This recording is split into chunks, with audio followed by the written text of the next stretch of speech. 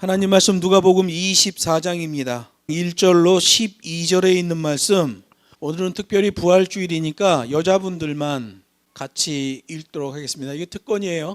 예수님 부활했을 때 여자들이 제일 먼저 가서 예수님의 부활의 사실을 알았잖아요.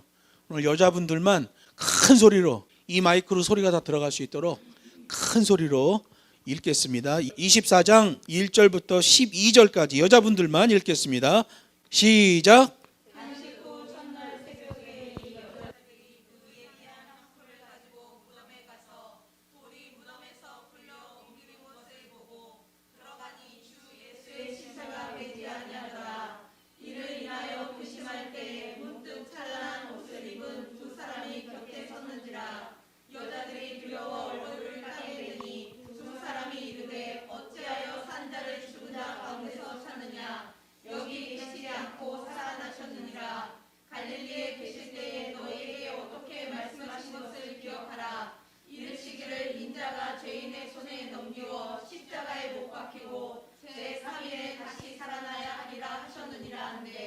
저희가 예수의 말씀을 기억하고 무덤에서 돌아가 이 모든 것을 열한 사도와 모든 다른 이에게 고하니, 이 여자들은 막달라 마리아와 요한나와 야고보의 모친 마리아라.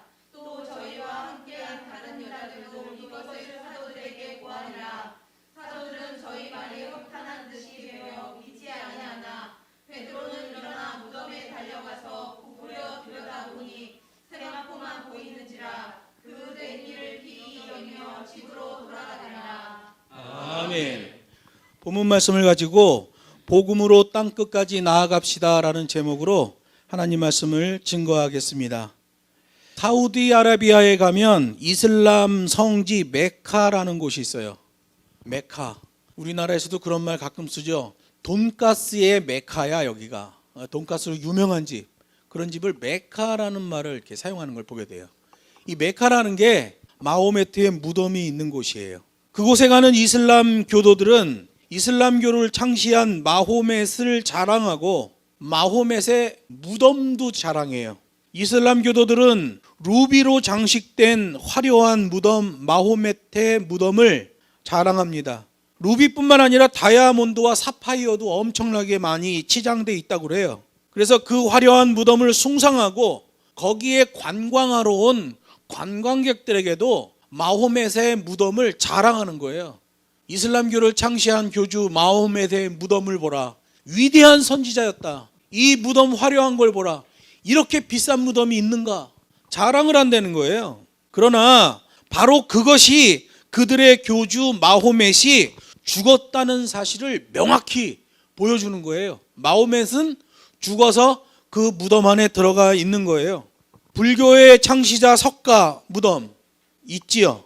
유교의 공자 무덤 산동성 취후에 가면 있지요. 위대한 철학자 사크라티스의 무덤 아테네에 있지요. 히말라야 고산 티벳 포탈라궁에 달라이라마의 관짝이 들어있어요. 이집트 파라오의 무덤도 있죠. 우리가 잘 아는 기자의 피라밋. 그 피라밋이 바로 북아프리카를 다스렸던 파라오의 무덤이에요. 다 무덤이 있어요. 그런데 누구만 없어요? 예수님만 무덤이 없어요. 우리 그리스도인들 중에서도 성지 순례를 가는 사람들이 많이 있는데 우리 주님 예수 그리스도의 무덤은 없어요. 우리 주님이 누워 계셨던 무덤은 부활하실 때 큰 지진과 함께 그 무덤을 막았던 돌이 굴러가 버렸어요. 많은 목격자들이 확인하고 예수님의 장례를 마쳤단 말이에요. 어떤 사람은 또 그렇게 말하는 사람도 있어. 예수님이 완전히 죽은 건 아니었다. 십자가에 달려서 6시간 매달려 있다가 기절 상태, 죽기 직전 상태였는데 숨이 안 끊어진 걸 무덤에 갖다 넣어놨는데 이제 정신이 들어서 예수님이 제 발로 걸어 나간 거다. 이렇게 주장하는 사람도 있어요. 그런데 여러분, 당시에 로마는 전 세계에서 최고의 제국주의 군대가 로마 군대 아니겠어요? 로마 군대는 사람들을 많이 죽여봤어요. 이 땅 저 땅을 정복해 나가면서 엄청난 전쟁을 하고 사람의 목숨을 끊고 사람의 죽은 상태를 제일 정확하게 확인하는 게 로마 군대예요. 예수님이 십자가에 못 박히셨을 때 그 옆구리를 창으로 찔렀어요. 근데 그 찔른 창 위치 각도가 도저히 살 수 없는 곳을 지나가요. 췌장이죠. 옆구리로 들어가서 위장 쪽으로 올라가면서 췌장을 뚫게 돼 있어요. 그리고 그 창끝이 심장까지 올라갑니다. 췌장만 건드려도 살 수가 없어요. 근데 심장까지 뚫었던 거죠. 그래서 성경에 보면 물까지 나왔다고 그래. 피와 물까지 싹 뺐다고 그래요. 그건 뭐예요? 심시를 쳤다는 거죠. 그러니까 예수님 몸에 있는 온 물이 다 빠졌다는 거예요. 실제로 예수님을 나중에 십자가에 내릴 때 보면 로마 병사가 가서 확인을 해봐요. 가서 예수님을 건드려 보니까 사람을 그렇게 숱하게 죽이고 전쟁을 숱하게 한 로마 군대 백부장이 이 사람 죽었어 라고 증명을 해버립니다. 예수님은 기절 상태로 무덤에 들어간 게 아니에요. 완전히 죽었다는 걸 로마 군대가 확인을 시켜요. 그리고 많은 사람들이 보는 가운데에, 많은 목격자들이 있는 가운데에 장례를 마쳐요. 그리고 무덤에다 넣고 큰 돌을 굴려서 막아요. 그리고 혹시라도 시체를 누가 가져갈까 봐 로마 병사들이 지켰어요. 그런데 3일 만에, 장사한 지 3일 만에 빈 무덤이 되고 말았다는 거지요. 예수님 공생애 때 그렇게 말씀하셨던 것처럼 말씀대로 살아나셨어요. 거기 무덤에 계시지 않는다. 예수님은 죽어서 무덤에 들어가면 썩어버리는 그런 일반인들처럼 그렇게 되지 않으셨다는 거예요. 다시 살아나시고 하늘에 오르신 구주예요. 지금 하나님 보좌 우편에 계시고 살아계신 주님이에요. 전 세계 역사 속에 있던 사람들이 거의 다 죽었어요. 성경에 나오는 몇 사람만 하나님이 특별한 섭리로 하늘에 오르게 했지 대부분의 사람들이 다 죽었어요. 주님은 살아서 하늘에 오르시고 하나님 보좌 우편에 앉아 계신 살아계신 주님이시다. 로마서 8장에서 말씀하시는 내용이에요. 모든 이름 중에 뛰어난 이름이요 만유의 주가 되사 만유를 통치하시고 교회의 머리가 되시고 교회를 인도하시고 지키시고 보존한다고 에베소서 1장에 다 나오는 거예요. 주님은 지금도 교회를 인도하고 계시는 거죠. 여러분, 그래서 진짜 교회는, 진짜 예수 그리스도 교회는 이벤트와 프로그램을 잡아 돌릴 리가 없습니다. 하나님의 교회는 절대로 그걸 할 수가 없어요. 왜? 고난의 신학을 갖고 있거든요. 바로 그 사실을 기초로 하여 지상에 존재하는 교회의 목적과 의미가 분명해지는 거예요. 지상에 존재하는 교회는 만민에게 기쁨의 좋은 소식, 복음을 선포하는 게 사명이에요. 선교지에도 가보면 그냥 펑펑 돌다가 1년에 한두 번 정도 선교지에 가서 사진 몇 장 찍어 오고 선교했다고 말하는 목사들이 거의 90%입니다. 그냥 선교지에서 교회를 개척하고 목회를 하는 목사는 아주 드물어요. 여러분, 우리가 사도행전을 보면 말이에요. 사도 바울이 여행하잖아요. 전도여행을 몇 번 갔다 와요. 4번인가 갔다 오잖아요. 전도여행을 갈 때마다 나타나는 아주 선명한 현상이 뭐예요? 거기에 교회가 만들어지고 목양이 시작된다는 거예요. 사도 바울의 사역은 모두 다 교회를 통해서 하는 사역이었어요. 의료 선교, 그건 의료 봉사 활동이에요.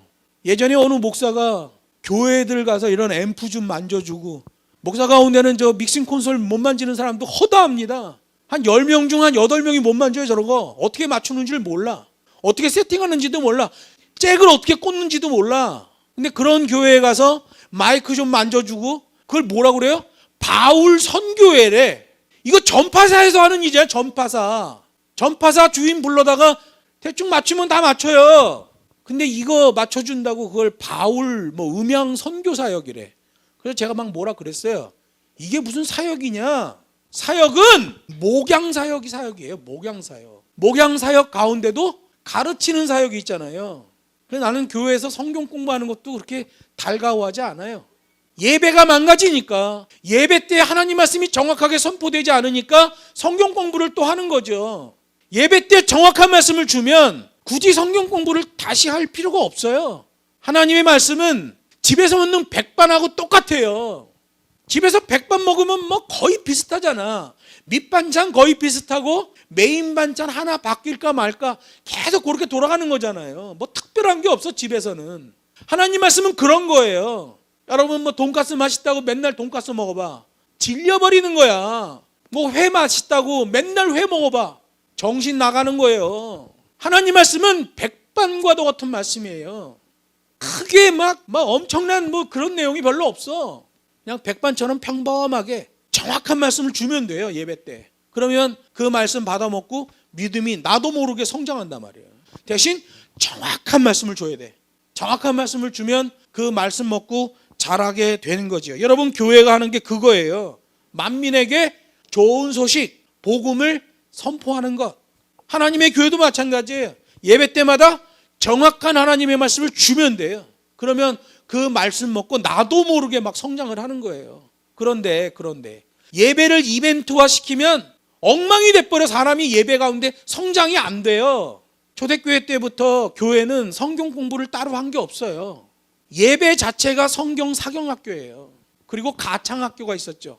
여러분, 초대교회 때부터 찬양하는 법을 가르쳤습니다. 요즘은 뭐 그런 거 잘 안 하죠. 종교개혁 때 루터가 그랬어요. 오직 말씀 이래 나갔고 찬양을 아주 터부시 여겼어요. 그래서 개신교회는 그 찬양의 맥이 끊어져 버렸습니다. 아주 중요한 찬양의 맥이 끊어져 버리고 엉망진창이 돼버렸죠. 지금 뭐 벨칸토 마스케라 창법 부르는 목사들이 누가 있나요? 시와 찬미와 신령한 노래로 찬양을 할 때 그거 제대로 아는 목사가 누가 있냐 말이에요. 그런 일을 하는 사람이 누가 있냐 말이에요. 그저 노래 좀 잘한다고, 가창력 좋다고 복음성가 가수 되고, 그런 사람 불러다가 돈 주고 뭐 30만 원 50만 원 주고 노래 부르게 하고, 교회가 다 망가지는 거죠. 여러분, 교회의 사명은 복음을 전하는 거예요. 그래서 복음의 전진 기지가 바로 교회예요. 하나님의 복음을 선포하는 복음 방송국이란 말이에요. 복음의 교두보예요. 반드시 교회를 통해서 하나님의 복음이 나가야 됩니다. 선교사를 보내면 제일 먼저 교회를 세워야 돼요. 교회를 세우고 그 교회를 통해서 하나님의 말씀이 나가는 거예요. 선교사가 어디 돌아다니면서 여기 갔다 저기 갔다 돌아오고 이런 거 아니에요. 사도 바울 보세요. 선교여행하면 어느 도시에 들어가면 거기에 교회가 만들어져. 무조건 교회가 만들어져요. 복음의 교두보가 마련되는 거예요.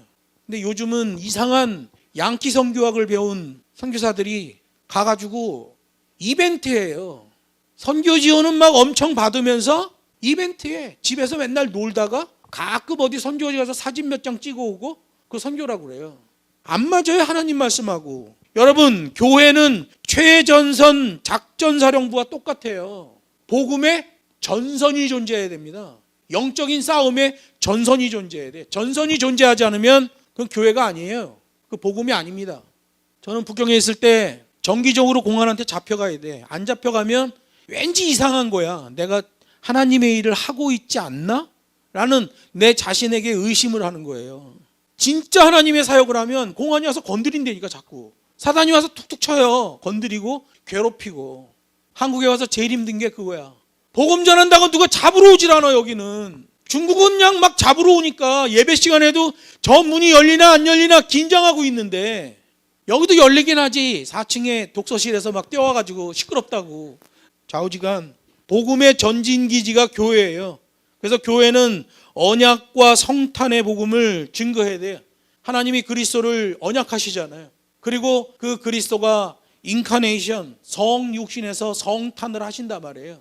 그러니까 언약과 성탄의 복음을 정확하게 증거할 수 있어야 돼요. 그 다음에 공생의 고난의 복음을 증거할 수 있어야 돼요. 예수님의 사역은 고난의 공생이에요. 요즘 목사들은 폼생 폼사. 제가 이번에 우리 기수, 대학원 기수 동창회장이 됐어요. 그냥 동창들이 막 밀어가지고, 나 중국에서 이렇게 오래 있다 나왔는데도 나부로 하라는 거야. 제가 학교 다닐 때 좀 이거 했잖아요. 뭐 나부로 동창회장을 하래. 저 지난주에 우리 동창회 임원들 모임이 있어서 지방에 내려갔다 왔는데요. 나는 회장이잖아. 부회장 보니까 최고급 승용차를 타고 있어. 우리나라 기아 자동차 거 K9인가요? 나는 지금 i3089 다마스 살려고 그러는데 부회장은 K9을 타고 다니더라고. 와, 대단하더라고. 나는 속으로 생각할 때, 아니 이 사람들이 왜 나를 동창회장을 시킨 거야. 좀 돈 있는 사람들이 좀 하지. 근데 요즘 보니까 예수 그리스도 그 고난의 복음으로 사역하는 사람이 그렇게 많지는 않은 것 같아요. 한국에 와서 보니까. 중국에서는 고난의 복음으로 사역하는 사람들이 꽤 많았거든요. 뭐 하나님의 말씀에 대해서, 하나님의 신학에 대해서 많이 알든 적게 알든 일단 사역 가운데서 고난으로 사역하는 사람들을 보면 중국에서는 한 7, 80%가 고난의 복음으로 사역해요. 진짜. 그래서 가서 보면 막 눈물이 난다니까. 야, 이런 상황에서까지 사역을 하는구나. 근데 한국에 와서 보니까 고난의 사역이 아니에요. 여기는 그냥 폼생폼사의 프로그램과 이벤트 잡아 돌리는 그런 교회들이에요. 보니까 여러분, 우리 기독교회는 예수님 공생애 때 선포되었던 그 고난의 복음이 선포돼야 돼요. 십자가 대속의 복음이 선포돼야 돼요. 부활과 구원의 복음이 선포돼야 돼요. 주님이 주신 땅끝 사명의 복음이 선포돼야 돼요. 주께서 우리에게 약속하신 영생의 복음이 선포돼야 돼요. 또 이 세상뿐만 아니라 죽은 다음에 다음 세상이 있다는 재림과 종말, 심판의 복음도 선포해야 돼요. 요즘 한국교회는 그 복음이 없는 것 같아요. 그리고 천국 복음이 선포돼야 돼요. 한국은 그냥 천국 복음만 무조건 선포되는 거야. 한번 구원, 영원한 구원, 당신이 무슨 짓거리를 해도 주님이 구원하십니다. 그러니까 그냥 난 이미 구원 받았나 보다 그러고 그냥 막 지 마음대로 살아. 초대교회 3세기 때 교회가 그래서 망했잖아요. 1000년 동안 썩어버렸잖아요. 종교개혁이 일어났어요. 종교개혁 일어나고 100년 만에 또 썩어버렸어요. 지금 기독교 개신교가 400년 동안 썩고 있는 거예요. 프로그램 이벤트 잡아 돌리는 교회, 그거 부패된 교회입니다. 진짜 교회는 고난의 복음이에요. 땅끝 복음을 갖고 있다고요. 하나님 말씀, 그 부활의 복음을 선포하는 것에 초점이 맞춰져 있어요. 주님이 말씀하셨잖아요. 아버지와 아들과 성령의 이름으로 세례를 주고 내가 너에게 분부한 모든 것을 가르쳐 지키게 하라. 이게 뭐예요? 인재 양성 사역이란 말이에요. 하나님의 복음을 가지고 또 다른 사람에게 전도할 수 있는, 선포할 수 있는 일꾼을 만드는 사역이란 말이에요. 가끔 얘기하는 거지만 세상 기준에서의 사과나무 열매는 사과예요. 복음 차원에서의 사과나무 열매는 또 다른 사과나무예요. 달라요. 세상 기준하고 복음 기준하고. 그저 교회 왔다 갔다 하는 사람 만들어 놓으면 안 되고 그 사람 자체가 하나님이 원하는 복음의 최전선 현장에 집어 던져 놓으면 그가 거기서 살며 하나님 예배하고 복음을 선포하는 자가 돼야 되는 거예요. 근데 나는 부족해서 못해요. 아니에요. 진짜 하나님 말씀으로 양육되면 갖다 집어 던져 놓으면 합니다. 저도 그런 케이스예요. 저는 선교의 선자도 훈련받지 않은 사람이에요. 선교 나가면 선교 훈련 받잖아요. 나는 그런 거 한 번도 받아본 적이 없어요. 그냥 갔어요. 북경에 처음에 그냥 갔을 때 내가 배웠던 말이 전모조야. 전모조. 어떻게 가냐. 그래서 지도 한 장 갖고 다니면서 내가 대충 어디 있는 걸 알아. 여기 지역을, 내가 가야 될 지역을 이렇게 찍고 중국 사람한테 물어봐. 전모조. 그럼 요가에 조가에 뭐라고 얘기해. 그러면 가는 거야. 그때 당시에 북경에 왔던 사람이 김순원 집사님이에요. 나랑 자전거 타고 얼마나 고생을 했는지 몰라. 저는 선교에 선자도 훈련받지 못하고 갔어요. 진짜 맨 땅에 헤딩했어요. 근데 하나님이 교회를 하게 하시고 거기서 복음을 전하게 하시고 인재 양성 사역, 복음의 본질적 사역을 할 수 있도록 인도하셨단 말이에요. 여러분, 교회는 복음의 전진 기지가 돼야 돼요.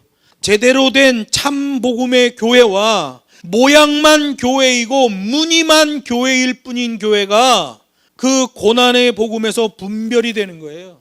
고난의 복음, 희생의 복음, 성육신의 복음, 부활의 복음, 재림의 복음, 종말의 복음. 진짜 교회에서 나오는 하나님의 메시지는 다르단 말이에요. 교회라고 그러니까 비슷하지요. 그러나 다른 거예요. 요즘은 뭐로 보면 알 수 있어요? 이벤트로 알 수 있어요. 이벤트. 그 교회가 예배로 이벤트를 하느냐를 보면 알 수 있어요. 예배 가지고 아주 이벤트 하는 교회는 쏠깃쏠깃합니다. 그러나 그 영혼 구원이 일어나지 않아요. 거기서는 하나님의 일꾼이 배양되지 않아요. 또 다른 사과나무가 배양되지 않아요.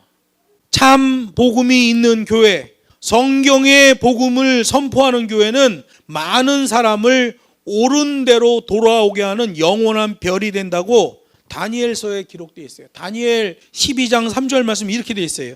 지혜 있는 자는 궁창의 빛과 같이 빛날 것이요. 하늘의 빛처럼, 태양처럼 빛난다는 거예요. 많은 사람을 옳은 대로 돌아오게 하는 자는 별과 같이 영원토록 비치리라. 복음을 선포하고 많은 사람을 하나님 안으로 불러들이는 사람, 전도해 오는 사람은 하늘의 별처럼 빛난대요. 근데 이 원문을 보면 천국 백성으로부터 나오는 영생의 빛이에요. 여러분, 우리가 예수님의 변화산 사건을 보잖아요. 예수님의 옷이 희어 광채가 나더라. 원문은 뭐예요? 예수님 몸 자체에서 광채가 나는데 그 광채가 옷을 뚫고 밖으로 나오는 거예요. 옷 자체가 빛나는 게 아니라 예수님의 몸이 빛난 거예요. 다니엘 12장 3절에서 말하는 많은 사람을 옳은 대로 돌아오게 하는 자는 별과 같이 영원히 비치리라. 이거는 영생의 몸에서 밖으로 빛나는 빛을 얘기하는 거예요. 이거 하나님 약속이에요. 다니엘서는 구약에 있는 계시록이라고 그러잖아요.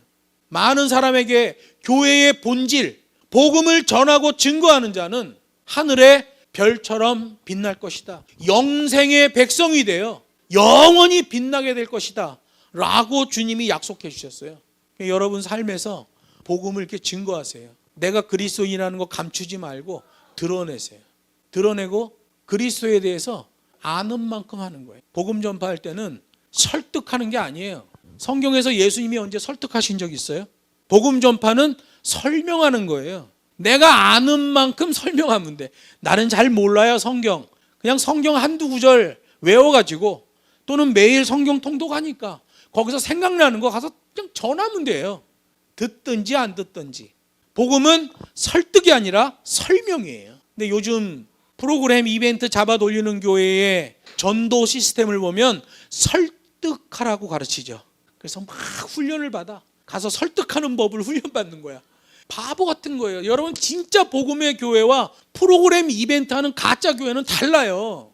진짜 교회는 복음을 가서 설명해 주는 사람들이에요. 한마디를 설명하든 뭐 10마디를 설명하든 자기가 아는 선에서 설명하고 복음을 뜨겁게 사랑하는 자죠.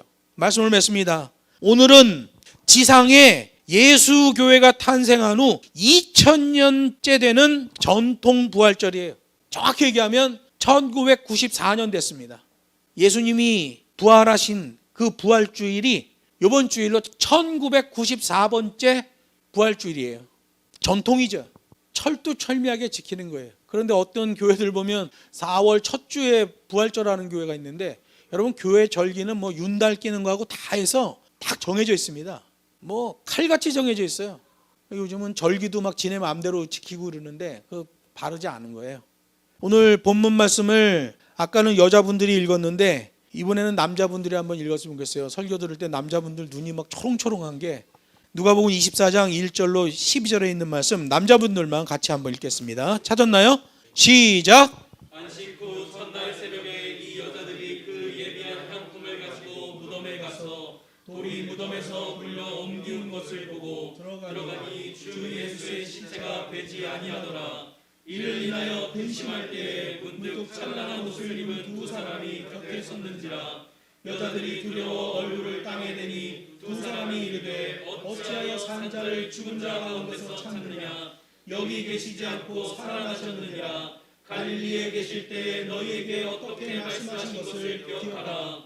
이르시기를 인자가 죄인의 손에 넘기워 십자가에 못 박히고 제3일에 다시 살아나야 하리라 하셨느니라 한데 저희가 예수의 말씀을 기억하고 무덤에서 돌아가 이 모든 것을 11사도와 모든 다른 이에게 고하니 이 여자들은 막달라 마리아와 요한나와 야고보의 모친 마리아라. 또 저희와 함께한 다른 여자들도 이것을 사도들에게 고하니라.